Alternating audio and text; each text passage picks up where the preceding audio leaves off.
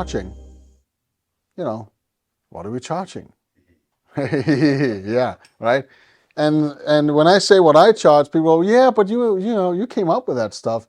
Doesn't make a difference. That's not how I structure my pricing. So think about this. The way you're thinking about how you're pricing your services and your skills is probably wrong, right? Because what you may have done so far is compare with others. That means you actually accept that other people are competition to you. What kind of mindset is that?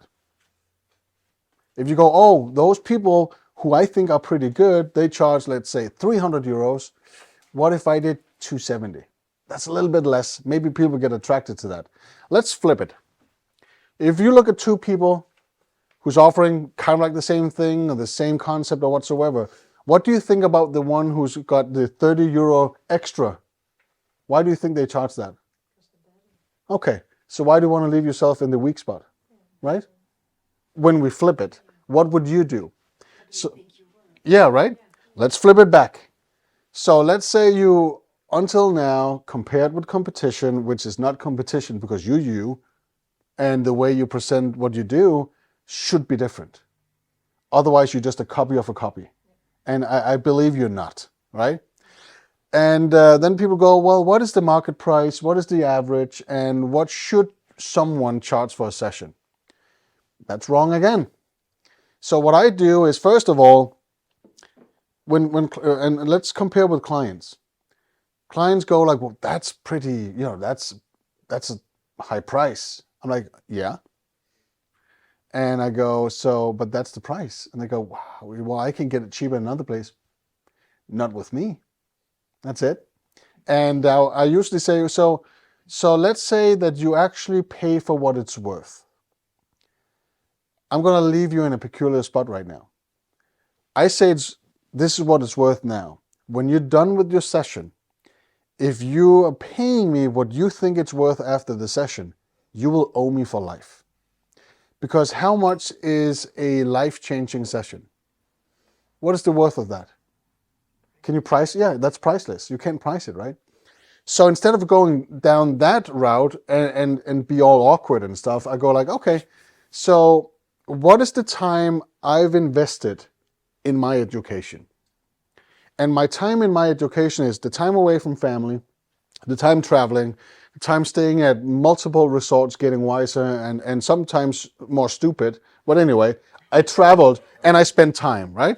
That's what it is. How much money did I spend? And that's not just the price of the course. That's again the time away, that's the hotels, it's the airfare, it's everything on top of that. And then I go, the time away from my kids. That is the most expensive one, right? Because I'm dedicating my full session, my entire knowledge, all my empathy, all my emotions within that time span with another human being. And I look at them like I could have spent time with my kids playing. What is that worth? That's how I price it. I don't price per product, like, oh, soul key should be this, or past life regression that, or just a coaching session should be that. No, I'm pricing every hour. What is that worth? And that is my price in everything that I do. So if I'm charging, let's say, 450 euros for a one session coaching hypnotherapy, which would be just approximately 90 minutes. Imagine what I charge for a soul key, right? The last half an hour is just a buffer. I don't charge for that though. But I charge for 3 hours. That's double the price. And some people might go, that's a lot of money. Yeah, but I don't look for clients. I get them. And you might say, well, you get them because you're you and you got all that fancy stuff and people know you made it. My clients don't. They actually don't. They don't go look for, oh, let's see who made Soul Key. Let's go get that guy. No, they just look on the internet and they look at my description and they look at my website and they book a time. They don't even know. So the psychological price in that is they get attracted to it. Because on my website, I don't excuse my prices. I elaborate on them. I tell them exactly what they're getting. How is their time spent with me? What do I do? Why don't I give guarantees of a result? Because we can't, because you might go further than that. So why would I want to limit you, right? So I use all the positive language. On my hypnotherapy side, I don't go, well, if you have depression, anxiety, fear, or you have pain, or this or that, I don't do that. There's none of those words on my website. What it says is, if you want to feel better, if you want to wake up tomorrow feeling absolutely perfect, whatever you think your problem is, I can help you. That's it. And I get really good clients. Plus, it leaves out a certain specific group of clients. When you charge just a little bit higher, that means they're dedicated. All of my clients pay up front. That means now they accepted the entire idea. Now they have a high, set of expectation, which some of your colleagues will go, oh, let's not do that, because if they expect a whole lot of things, well, think about it this way. No matter what they think they can do, there's always more.